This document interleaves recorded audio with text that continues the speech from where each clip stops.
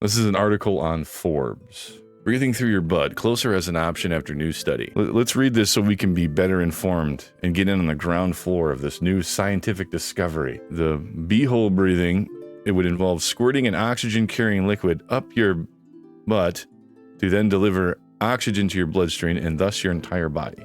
So kind of like butt chugging oxygen, basically. They could have just said that. Those oxygen bars would be a lot different nowadays, that's for sure. Finally.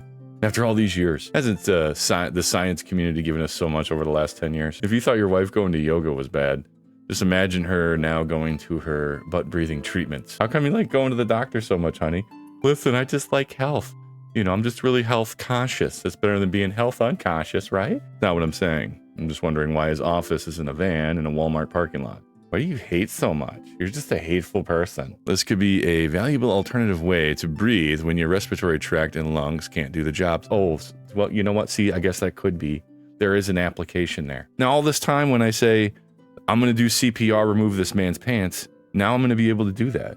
And no one's going to look at me weird. We'll be, of course, give me my turkey baster and my future fluid, and we're going to save a life today. This method still needs buttloads of testing. I'm the only one on this channel allowed to make bad jokes, okay? The studies suggest that injecting... All right, settle up. We're going to try to read this right now.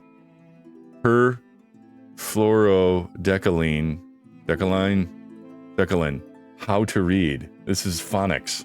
Study suggests injecting this future fluid up your butt is safe. The Med publication detailed the latest testing of future fluid. Booty fluid? Ooh, that doesn't sound good. It was a phase 1 clinical study that had a number of butts on the line, 27 to be exact. These were the butts of 27 healthy adult male participants, of course it was male, who ranged from the ages of 20 to 45 years. Wow, that's my age range, holy cow. You're telling me I could have been a part of the study? Did we miss out? Next time, we'll do phase 2. We're gonna be a part of phase 2. The team that conducted this study hailed from Nagoya University Graduate School of Medicine. Institute of Science, Tokyo. Of course, the Japanese are involved. Let's see, each study participant got a single dose of non-oxygenated booty fluid injected into their rectum. Once the liquid was there, the study participant had to, in the words of Wilson Phillips, hold on for just 1 hour. In the meantime, the researchers monitored how the participant was doing. I'm guessing most of the participants were used to having some kind of fluid in there at one point or another. Not that there's anything wrong with that. The primary purpose of this study was to get to the bottom of whether such an injection would be safe and tolerable. So this is just the same that you're trying to save a life, man.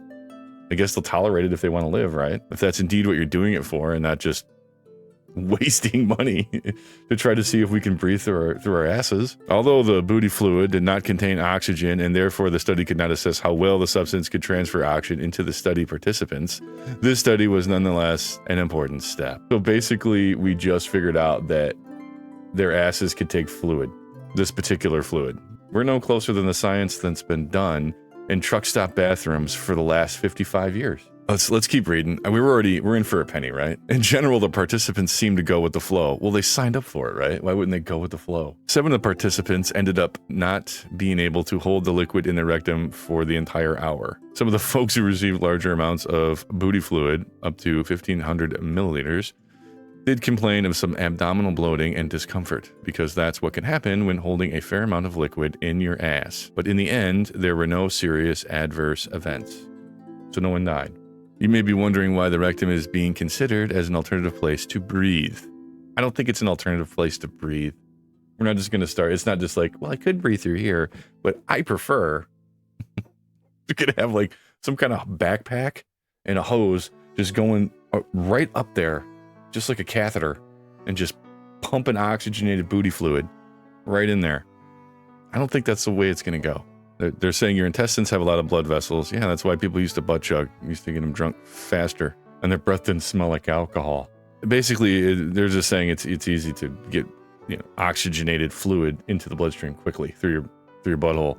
Basically, from far as I can see, is if your airway is obstructed and you can't get classic methods of air to your lungs in order to keep you alive, they're going to go through the booty hole eventually. Fine, great. Again, call us when it's phase 2. And we'll be ready. You don't even need to pay me. I'll do it for free. I'll do it for free.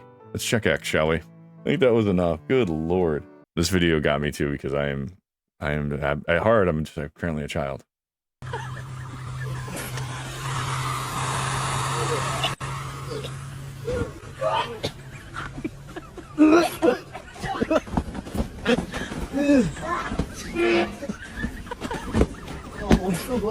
When he stands to attention, that's what got me the most, man. That is funny. That is good stuff. And that is enough internet for today.